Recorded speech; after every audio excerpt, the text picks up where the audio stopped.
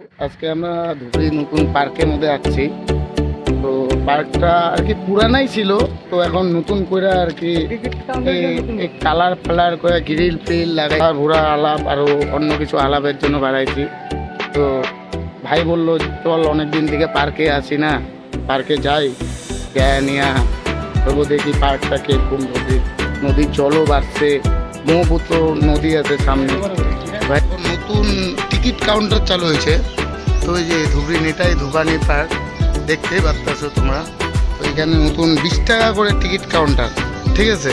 তো দেখি ভিতরের মধ্যে পার্কের ভিউটা কিরকম, নতুন নতুন জিনিস লাগাইছে। এই নেতাই ধুপানি এখানের মধ্যে আছে, দেখি।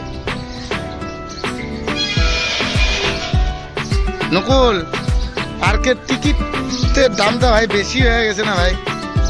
হ্যাঁ, তুমি কিছু বলতে চাও তার বিনিময়ে? কিন্তু একটা জিনিসই ভালো হয়েছে যে ধুবড়ি পার্কটা আগের থেকে বহুত ডেভেলপ হয়েছে, যে পরিষ্কার পরিচ্ছন্ন হয়েছে। বসার জন্য আপনারা আসলে পরে এখানের মধ্যে বসতে পারবেন। তো পার্কটা দেখতে পাচ্ছ, এখানের মধ্যে ব্যায়াম করার জন্য বহুত আর কি জিনিস রাখা আছে।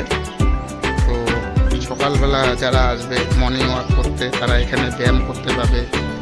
এখানের মধ্যে বহুত কিছু জিনিস রাখাই আছে।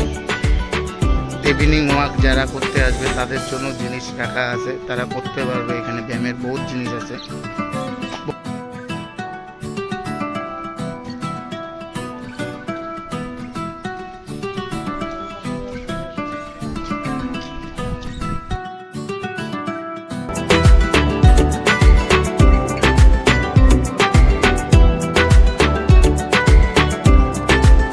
পার্কের মধ্যে আসলে তোমাদের বাচ্চাদের জন্য খেলার জিনিস পাওয়া যাবে। এই যে এগুলো পার্কে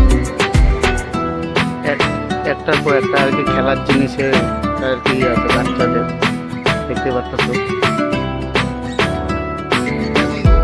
আমরা পার্কের মধ্যে যাচ্ছিলাম, তো এই যে পার্কিংটা এখানের মধ্যে আছে। ভাইবান কি খাওয়াবে, কি খাওয়াবে? তো দাদা এখন স্কুটি আমাদের ঘোরাচ্ছে, আমরা এখন যাব গাড়ির ওখানে। গাড়ির থেকে গাড়ি নিয়ে গাড়ি ওয়াশিংয়ে যাব। দাদা কালকে বাইরে চলে যাবে, নেপাল যাবে দাদা, নেপাল, কাঠমান্ডু।